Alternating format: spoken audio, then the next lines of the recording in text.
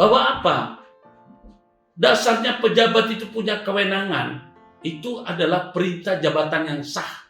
Sebagaimana diatur pada KUH Pidana pasal 51 ayat 1. Ketika perintah jabatan tidak sah, maka itu mereka tidak dibolehkan. Kecuali perintah jabatan yang tidak sah tapi dilakukan dengan itikat baik. Nah, kalau sudah jelas gak benar, ya, saya akan terus melawan dan memberontak. Kepada teman-teman pengacara banyak yang mengatakan, kenapa Bapak gak ikuti proses hukum? Pak, saya ini bukan anak kecil. Ya, kami ini sudah ikuti proses hukum. Justru proses hukum yang kami ikuti, tidak kami ikuti, justru kami mau dihabisin. Jadi kalau teman-teman para lawyer yang kadang-kadang mengatakan ikuti saja proses hukum, siapa anak kecil juga tahu kita ini sudah ikuti. Tapi kalau kita, karena mereka lihat itu SIPP, kebanyakan nama saya, padahal itu bukan saya, pengacaranya bukan, pengacaranya ada orang lain, cuma kebetulan diikutkan nama saya, kemudian mereka kalah. Itu nama yang muncul nama saya. Saya ini adalah restoratif justice, ya.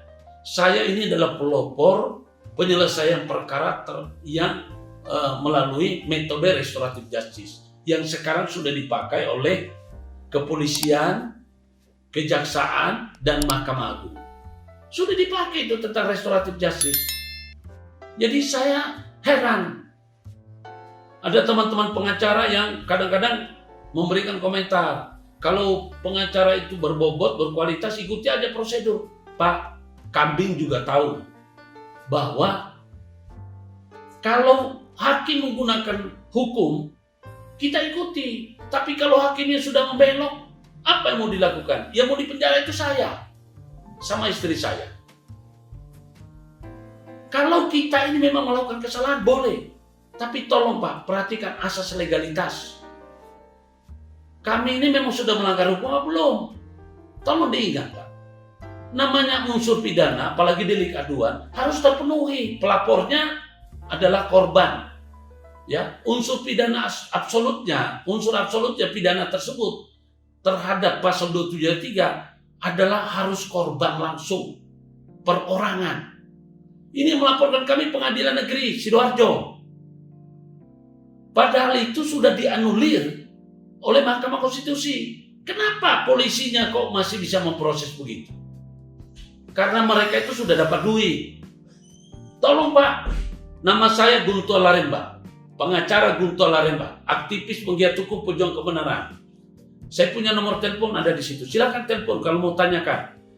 Bapak Kapolri, ya, Bapak Propam, silakan.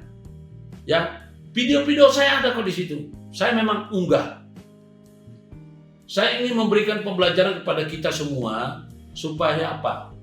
Masyarakat ini kan dilindungi oleh negara, ya.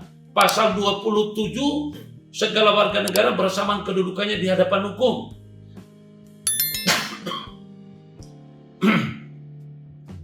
Pemerintah wajib menjunjung hukum dan pemerintah dengan tidak membeda-bedakan atau tidak ada pengecualian. Artinya, segala warga negara ini bersamaan kedudukannya di muka hukum, baik yang dituntut maupun yang menuntut. Jangan cuma orang yang masyarakat biasa dia harus suruh patuh pada hukum, tapi penegak hukumnya nggak patuh. Saya prihatin, Pak. Makanya saya setuju dengan tagar yang sebelumnya, percuma lapor polisi. Syukurlah Bapak Kapolri kita yang sangat baik ini, dia telah mengakomodasi bahwa kritikan itu perlu, itu baik itu. Gak perlu polisi itu kebakaran jenggot. Gak benar itu. Kami ini, ya, sebetulnya mitra daripada penegak hukum yang baik. Tapi ketika Anda membelokkan hukum, ya, mohon maaf Pak, saya aktivis penggiat hukum pejuang kebenaran, selaku simbol atau sebagai simbol perlawanan terhadap kecurangan, ya, saya prihatin Pak. Coba perkara saya tentang Undang-Undang Sisiknas. Undang-Undang Sisiknas yang saya langgar konon pasal 28 ayat 7. yang dicontohkan ke pasal 93 bahwa hukuman pidana, ancaman pidananya 10 tahun dan denda 1 miliar. Unsur pidananya adalah penggunaan, dilarang penggunaan gelar tanpa hak, dilarang. Kan sudah jelas, menggunakan gelar berarti saya melamar kerja atau melamar apa, saya menggunakan gelar. Saya mempunyai ijazahnya yang palsu. Loh, ini saya nggak punya ijazah palsu dan saya tidak pernah menggunakan gelar itu yang dibilang tanpa hak itu.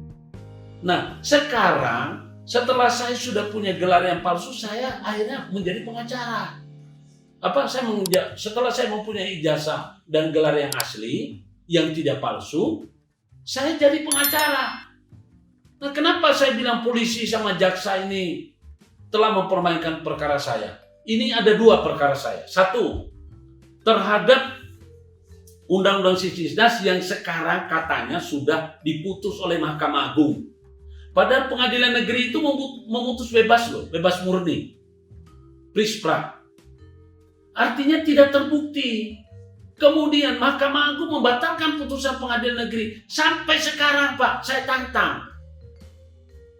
Mana salinan putusannya? Pertimbangannya hati-hati Pak. Anda kalau sampai membuat putusan bahwa saya tidak berhak menggunakan gelar, kemudian Anda tidak mencabut gelar saya, maka berarti Anda bodoh. Saya akan cabut saya punya gelar kalau saya tidak berhak. Inilah rancu. Makanya orang-orang yang di sana, mohon maaf, saya tahu di Mahkamah Agung masih banyak orang pinter, masih banyak orang baik. Ini pasti kena uang.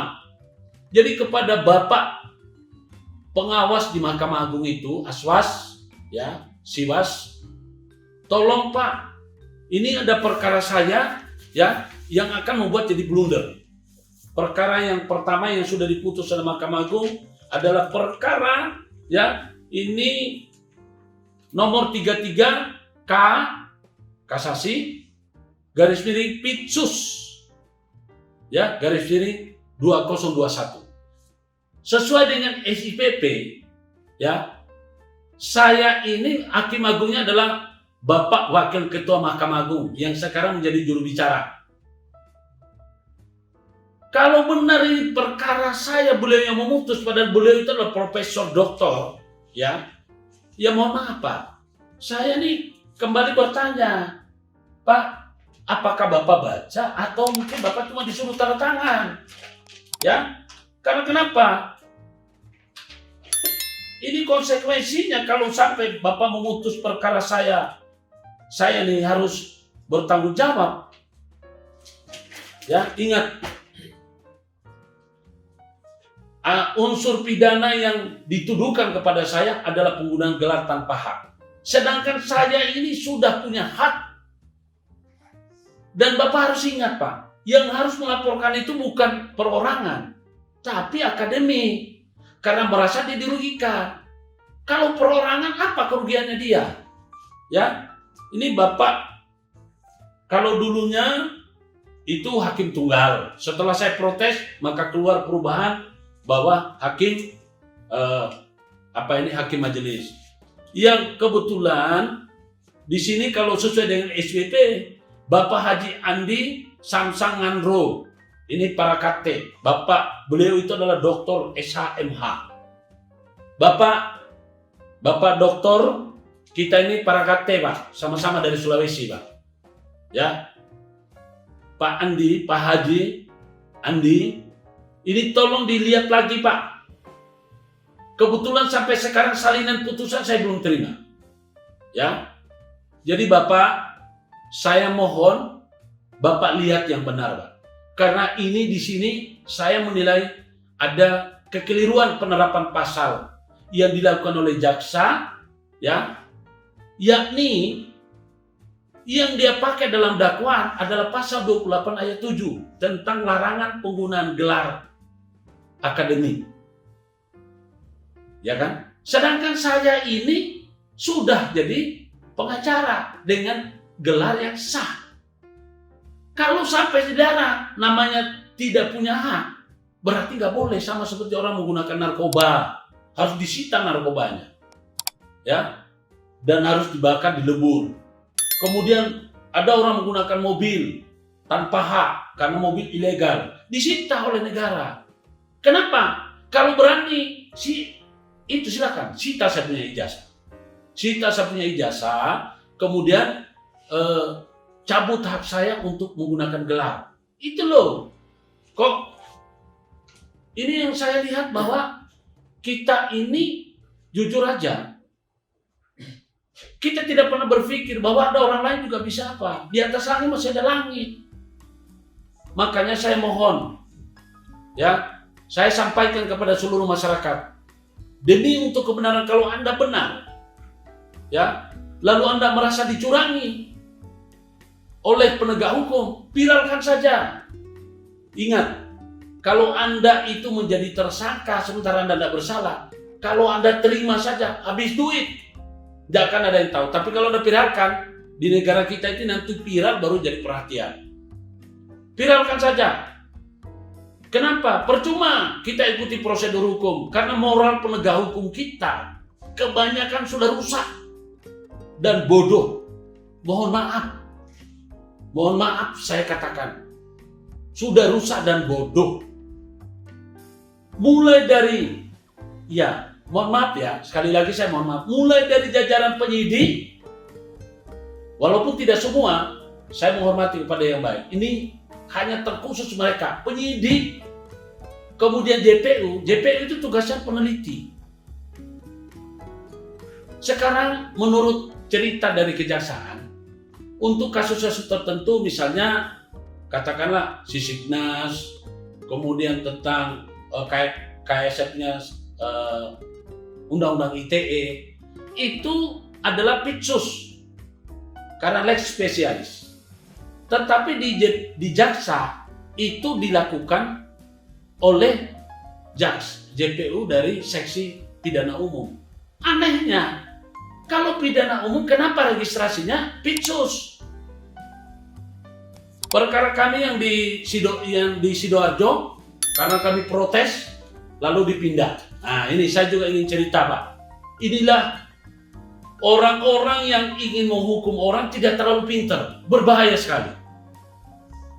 Nah, saya ingin menyampaikan kepada Bapak Presiden, ya, kemudian kepada Menko Polhukam, ya, kemudian Bapak Mahkamah Agung, kemudian Bapak Dirjen Badilu, jadi Badan Peradilan Umum, Mahkamah Agung, kemudian Bapak Jaksa Agung Muda Tidak Pidana Umum, Jaksa Agung Muda Tidak Pidana Khusus, dan Jaksa Pengawas. Tolong Pak, masyarakat sekarang sudah dengan adanya internet, kemudian Bapak Kapolri, kemudian kemudian Ketua DPR RI, mulai dari Ibu Puan Maharani sampai Wakil Ketuanya, dan Ketua Mahkamah Agung serta Ketua Komisi Hak Asasi Manusia. Pak, aneh memang. Perkara yang pertama saya, karena saya ini jadi inceran. Saya protes ini, saya dikriminalisasi. Saya nggak diam, Pak. Ya, yang tadi itu saya sudah katakan, nomor kasasinya itu adalah 33K Pitsus 2021. Sudah diucapkan sejak tanggal 3 Maret tahun 2021. Tapi sampai hari ini, 10 November 2021, sudah 8 bulan lebih, belum juga turun salinan pertimbangan putusan. Saya kepengen tahu, kok bisa, ya, unsur pidana yang didakwakan kepada saya, pasalnya adalah pasal 28 ayat 7. Tapi yang menjadi pertimbangan itu unsurnya adalah penggunaan gelar sebelum waktunya. Penggunaan gelar sebelum waktunya itu udah ada pasalnya. Kok dicari-carikan? Saya akan tarung terus, Pak. Bapak jangan pikir dengan memenjarakan saya, Anda bisa leha-leha. Enggak. Saya kalau perlu taruh nyawa, Pak. Ingat, ya, saya kalau sudah sampai di penjara, saya akan melakukan apa ini? Hukum riba. Ya. Karena kenapa? Itu enggak ada dalam pasal. Penggunaan gelar sebelum waktunya enggak ada. Yang ada adalah penggunaan gelar tanpa hak.